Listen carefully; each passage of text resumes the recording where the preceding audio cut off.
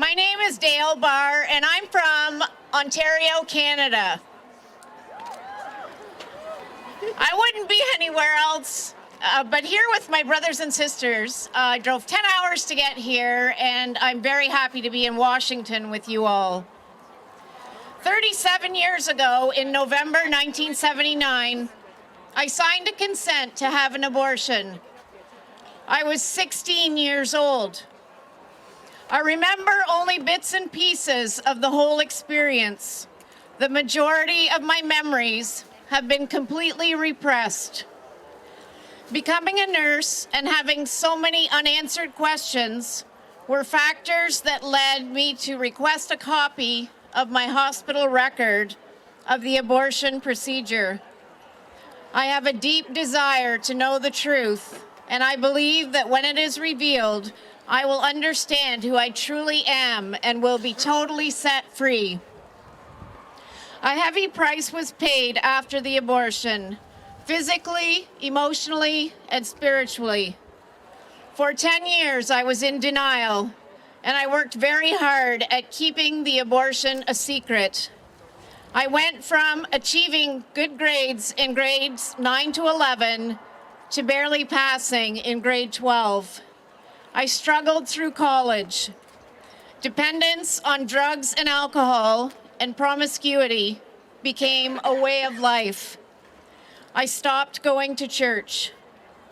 Memories of the abortion were triggered while attempting to conceive after I was married at 25.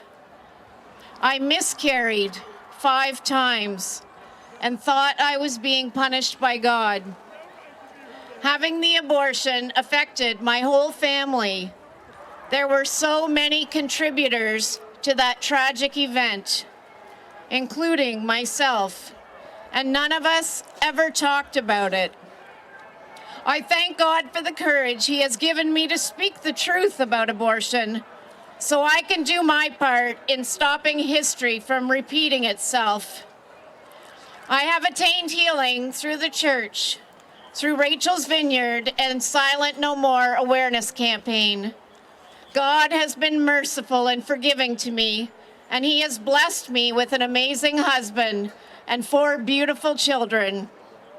Experiencing God's mercy has allowed me to be merciful toward others, including those who hurt me during my abortion experience. As a hospice nurse, I was recently faced with the task of caring for one of the nurses who had attended to me during my abortion. From what I recall, she had not dealt kindly with me. She was admitted to the hospice, extremely agitated and close to death. As soon as I heard her name, I knew who she was because I remembered seeing her signature several times on my hospital record.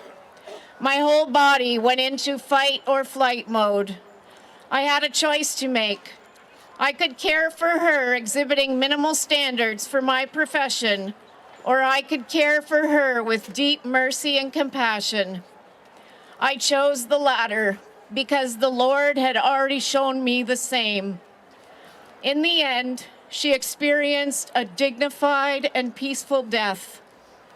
My name is Dale Barr, and I regret my abortion, and I will be silent no more.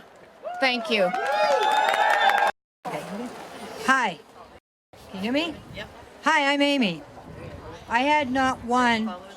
I can't see it. I had not one but 2 abortions many, many years ago.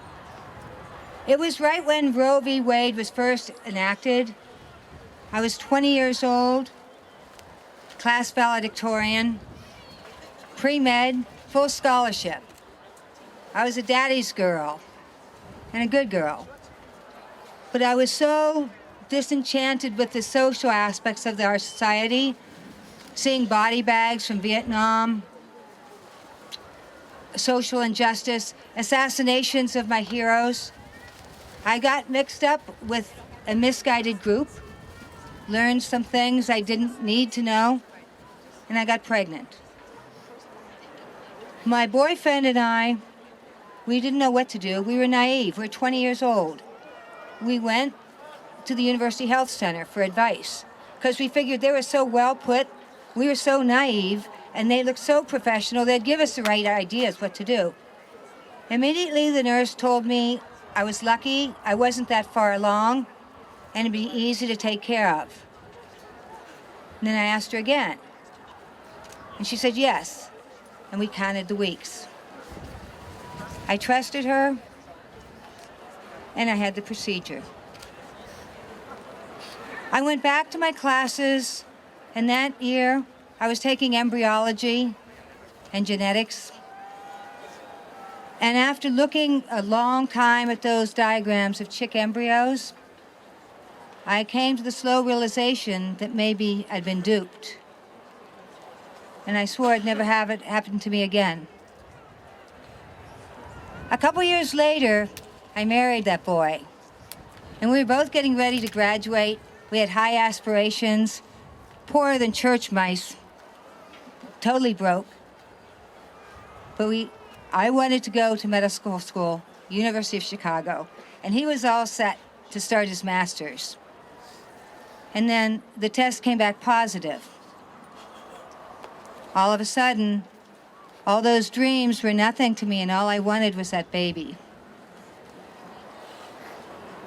But instead of happiness, I was met with anger and frustration and a lot of arguments saying, it'll ruin our careers, it'll ruin our life together, and a lot of threats of divorce. It was very dark. And then I prayed to a God I didn't really know, and I put all my eggs in one basket. And I said I would write a letter to a person I trusted and believed in, that he would be able to help us out financially and emotionally so I could have his grandchild. I really knew he would help me. A week later, I got a letter, $400, and a note that said, don't be stupid, don't ruin your life, there'll be other children. With that, my hope died, my soul felt dead. I made the appointment and I killed my baby. Remember, in abortion, there's always more than one victim. Why do women that have had abortions have to tell our stories over and over and over again? Okay. It's because when I was in East Berkshire, Vermont, one day, I sat in a church and I heard a quiet voice. It was the voice of Jesus Christ.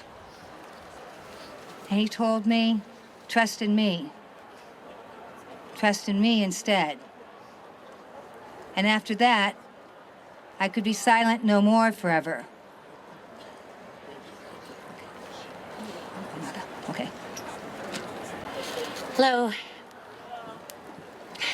My name is Jennifer Kraft. I'm from Fargo, North Dakota. About 14 years ago, I had 2 abortions, 5 months apart.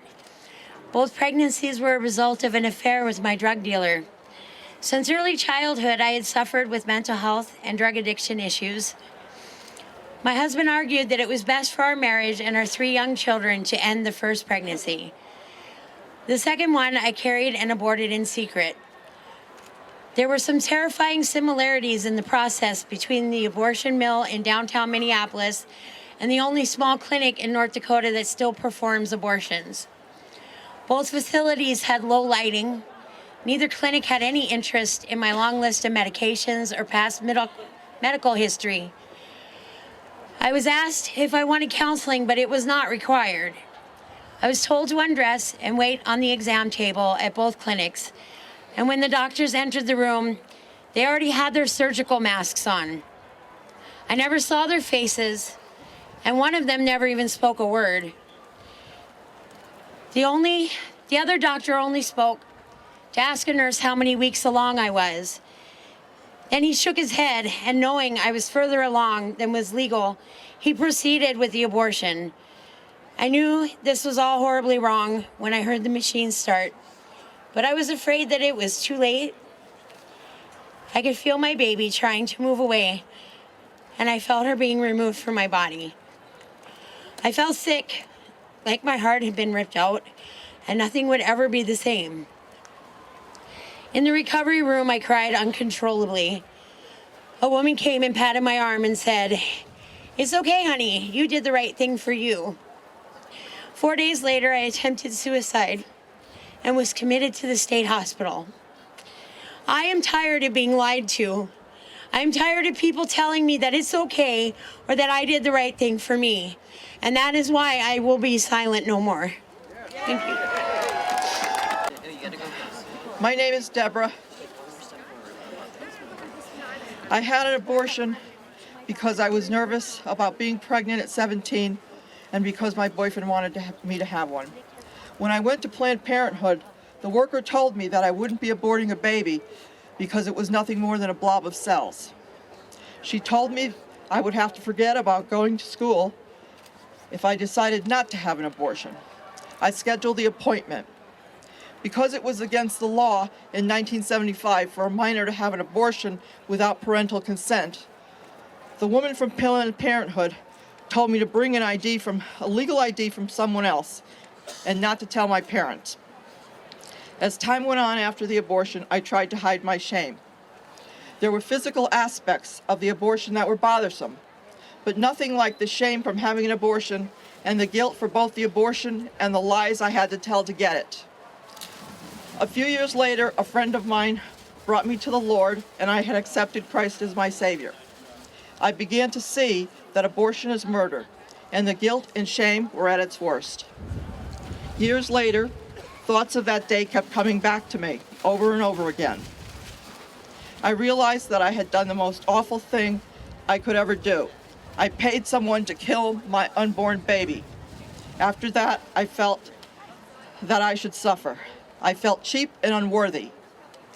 Even though I didn't think that I was worthy of God's forgiveness, the pain was too much, and I decided to go to Him anyway. God's love and forgiveness came, and eventually the images stopped. A friend of mine told me about the recovery program at Rachel's Vineyard, where I found healing. But the best was yet to come. When God forgave me, He turned the situation into something good. I got involved with pro-life groups and went to rallies. I realized that my shame and guilt were now gone. An unborn baby is a human being and deserves to be nurtured and treated as such.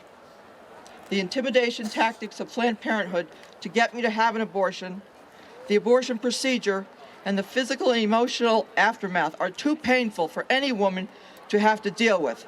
This is why I am silent no more. Thank you. Hello, my name is Mary Jean, and I'm from Atlanta. In 1973, I had an abortion. The airline I worked for required that all flight attendants who became pregnant must retire. Abortion seemed like the only means of my survival. I was living in a new city, abandoned by the father, and afraid to go to my home of origin. The fear, guilt, and shame were more than I could live with. I flew to LA, where I had a relative who took me to Planned Parenthood. I was then referred to one of their clinics. I was given anesthesia before the procedure. I never saw the doctor, nor did I have any idea what was going to happen to me. I remember the nurse wheeling me in, and I remember begging God to forgive me because I felt I had no other choice. While in the recovery, I was told I had been screaming and asking God to forgive me. I learned later that I had a D&C because I had scars and adhesions that would have prevented me from becoming pregnant again. Immediately after the abortion, I felt a sense of relief. However, inside, I felt like a person made of stone. All my feelings shut down except for extreme anger. But I had to shove that too to survive and go back to living as if nothing had happened. Later, I married well, had a lovely home, and was blessed with 3 beautiful children. However, on the inside, I was miserable. I began suffering from severe depression, and anorexia, sexual frigidity, and lack of emotional intimacy with my husband, and a lack of emotional bonding with my children. I felt like such a failure as a mother already that I just went through the motions and did what I thought was best for my children. After suffering in silence for 30 years, I knew it was time to find help. I could no longer bear the emotional pain I had been carrying for so many years. In 1999, I became involved in a Bible study and Rachel's Vineyard retreat through the Path Ministry in Atlanta. I sincerely believe that God has forgiven me and I have forgiven myself. The truth about the pain, guilt, grief, and suffering of those who have had an abortion has to be told. The truth about the effects of abortion on relationships, families, and communities need to be exposed. That is why I am silent no more. Good afternoon. I am humbled and honored as I stand before you today as I share my testimony with you and to attest to the destructiveness of abortion. My name is Liz Youngs from Atlanta. I am a mother of 4 children, 3 of which are in heaven because of the decisions I made years ago. After high school, I became involved in a 7-year dysfunctional relationship. I got pregnant twice during that relationship and aborted those 2 children. I knew it was wrong, but tried to justify it. We were both deep into alcohol and drugs. I wasn't ready or well enough to be a parent, and neither was he. I was embarrassed to be pregnant out of wedlock. After that relationship ended, I jumped right into another destructive one. Once again, I found myself pregnant. My boyfriend did not want the child, so to save that relationship with him, I made the decision to abort my child, my 3rd child. I was alone for the first 2 abortions. The waiting room was full. No one spoke or looked at each other. The atmosphere was very clinical and matter of fact. There was no warmth or compassion. They gave me some Valium to relax and took me back to the procedure room. I was petrified and wanted to run out, but I talked myself into going through with it. There was no consultation with the doctor beforehand. He just performed the abortion and left. That very same doctor also performed my 2nd and 3rd abortions. It was hard to look at the clinic staff the 2nd and 3rd time, hoping they didn't recognize me from before. I felt like a repeat offender. At first, I felt relief, but that quickly turned into unbearable grief, sadness, and sorrow. I became angry and depressed. The alcoholism and drug abuse continued to increase, yet no matter how much I drank or drugged myself, the pain would not go away. Along with my addictions, I also had an eating disorder. My life was spiraling out of control. In 1993, I got sober, and I started a new and personal relationship with God. In 2010, I attended a Rachel's Vineyard retreat and participated in a Bible study with the Path Ministry in Atlanta. It was a safe place to share my secrets with others who had been there too. God poured out his love, grace, mercy, and forgiveness. I was able to acknowledge my 3 children and accept their love and forgiveness. God showed me that his mercy is bigger than my poor choices. I know my children are safe in heaven, and I will see them one day. So to my 3 sweet angels in heaven, Catherine, Rachel, and Matthew, I will always love you and honor you by reaching out to help others avoid the pain of abortion and by helping those who have gone through it heal from their wounds also. And this is why I am silent no more. Thank you. Hey, I'm Jody Duffy, and I am from Atlanta, Georgia also. I would like to dedicate my testimony to all of our military and veterans who have lost children to the devastation of abortion. I am one of you. I want to send a message to you of hope and healing. I was a 21-year-old lieutenant in the United States Army. I had a long life ahead of me and a military career ahead of me. However, during a date rape, it changed it all. Shortly after I arrived at a new duty station, I discovered that I was pregnant.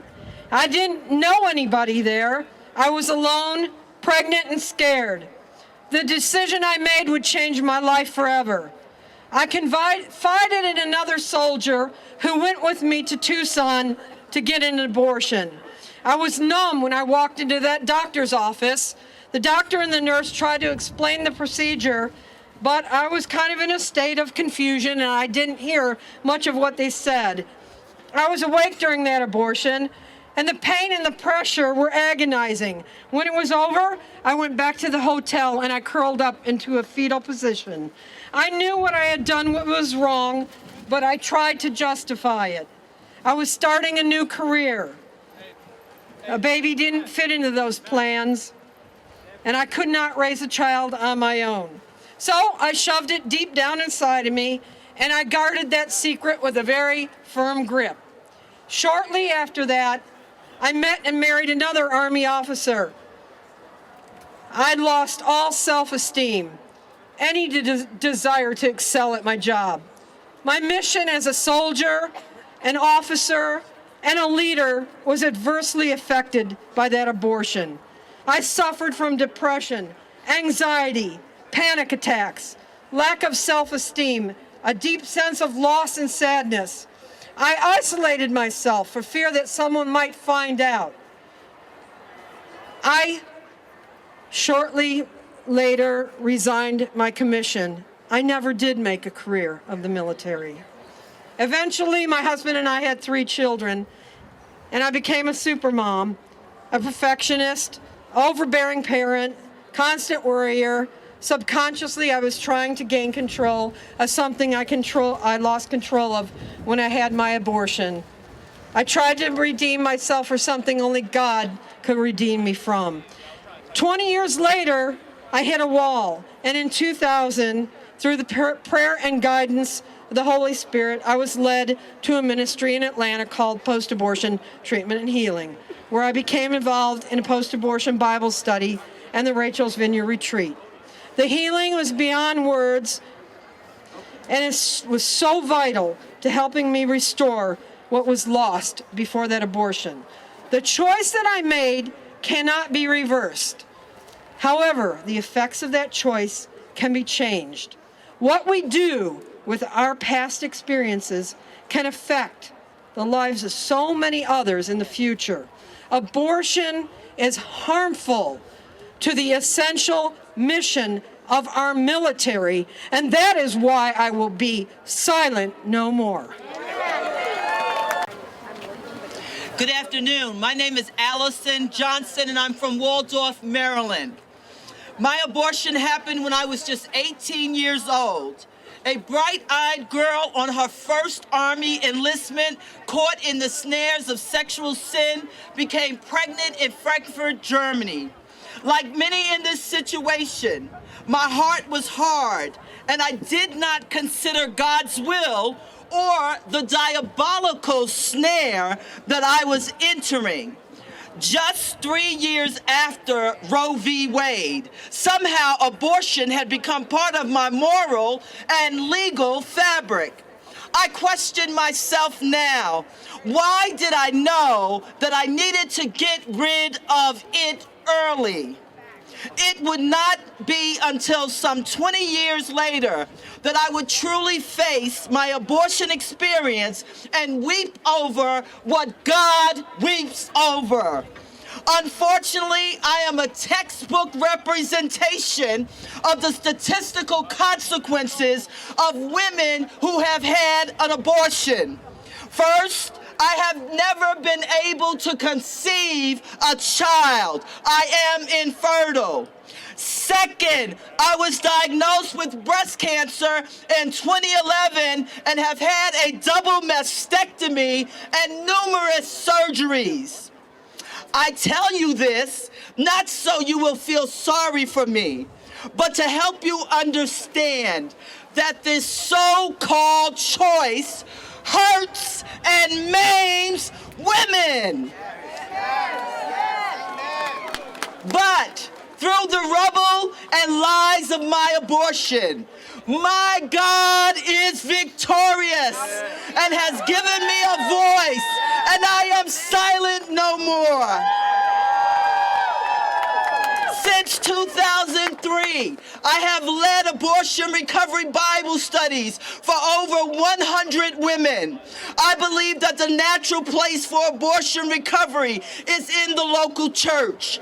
In 2013, we realized that women were getting healed, but were not educated about the abortion industry or empowered to give their testimony and say, I regret my abortion.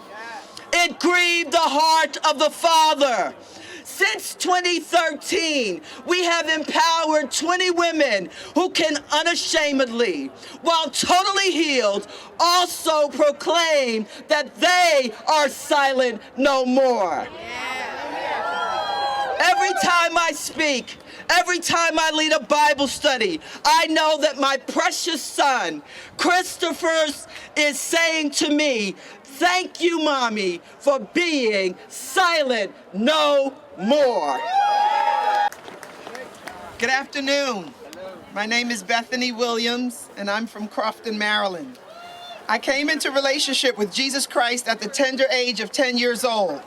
Knowing sex outside of marriage was sinful, I intended to preserve my virginity for marriage.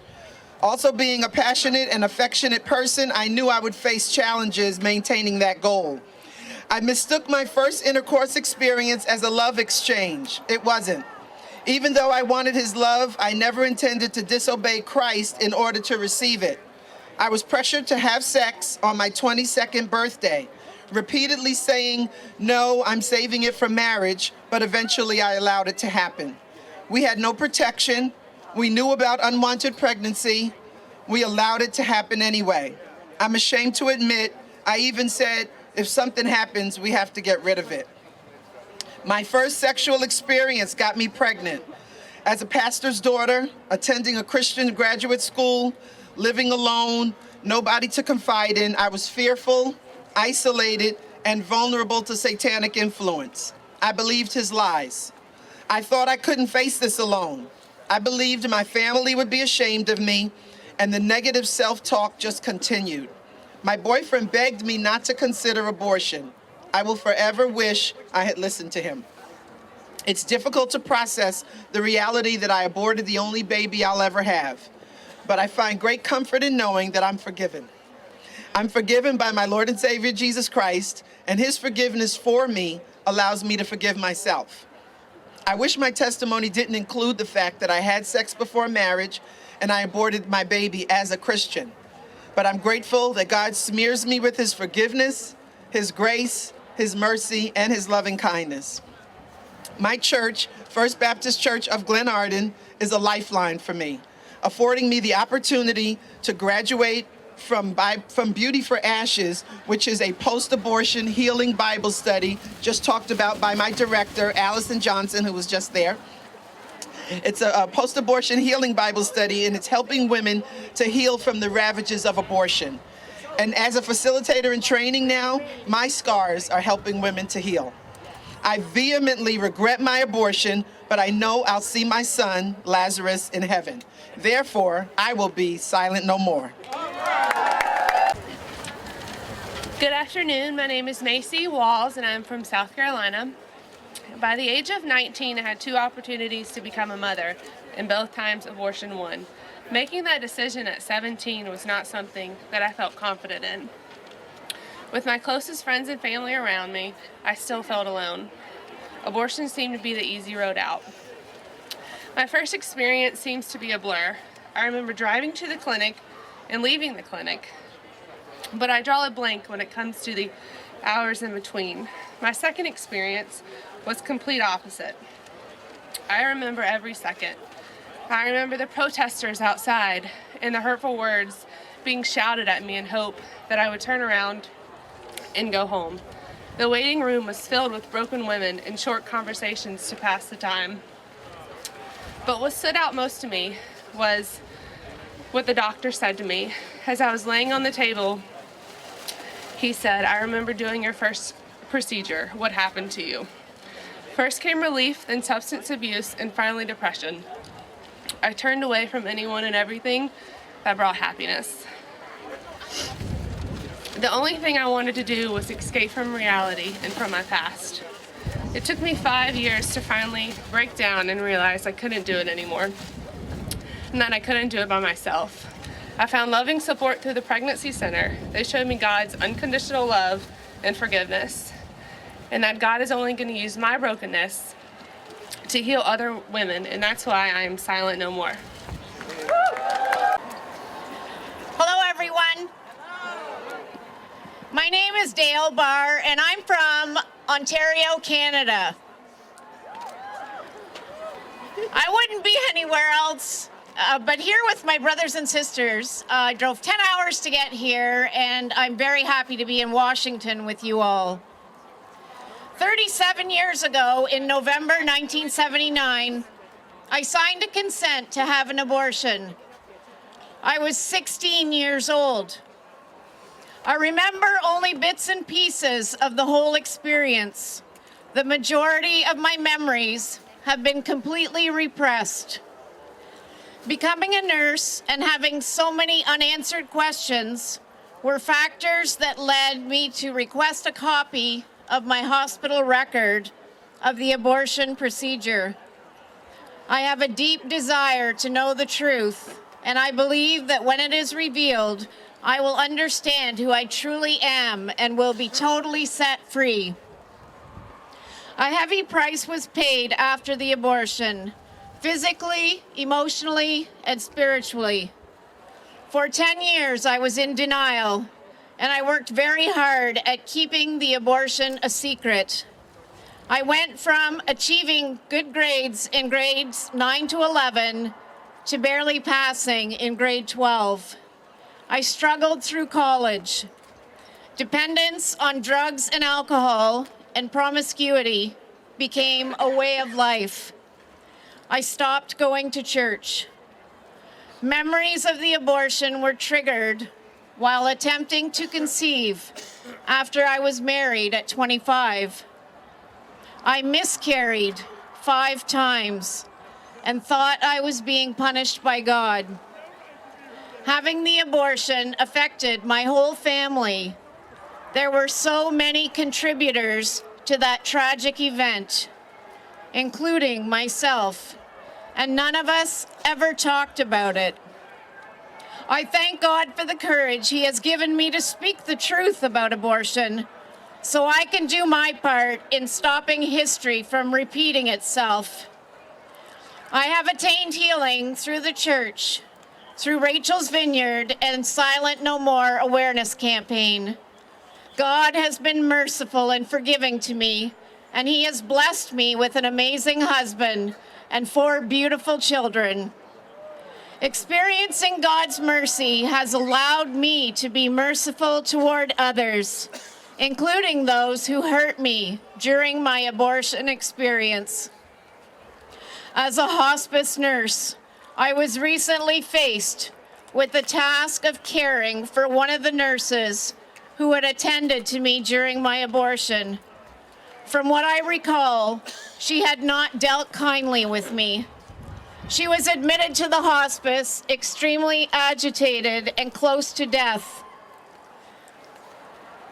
As soon as I heard her name, I knew who she was because I remembered seeing her signature several times on my hospital record. My whole body went into fight or flight mode. I had a choice to make. I could care for her exhibiting minimal standards for my profession, or I could care for her with deep mercy and compassion. I chose the latter because the Lord had already shown me the same. In the end, she experienced a dignified and peaceful death. My name is Barr, and I regret my abortion, and I will be silent no more. Thank you.